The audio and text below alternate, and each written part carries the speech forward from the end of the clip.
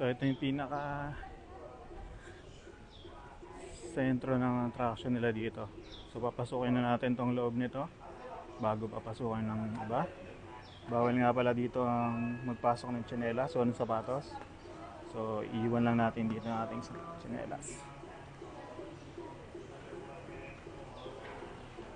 Dito sa bungad,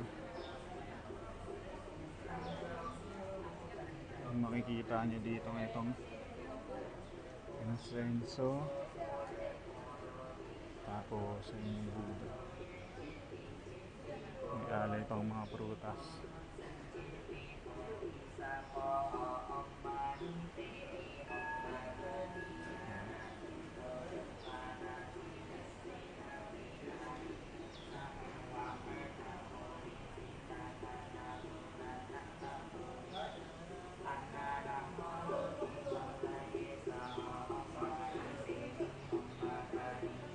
So ito yung loob, hindi ko alam kung pwedeng pumasok.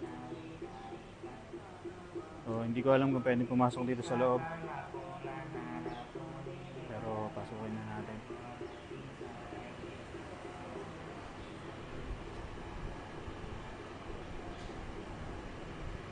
May mga nagdadasal doon.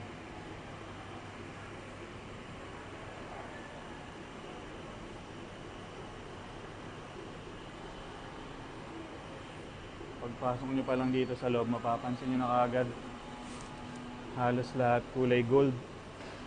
So hindi ko lang alam kung totoong gold lahat yan na nandito.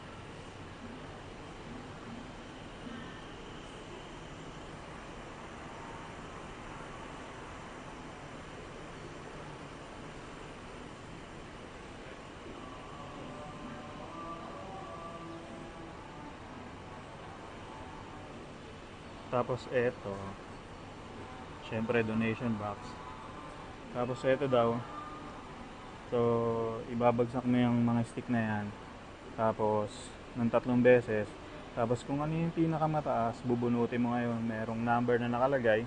Tapos yung number, hahanapin mo ngayon dito kung alin dyan. Tapos bubuksan mo. Tapos merong parang nakasulat. Babasahin mo. Siguro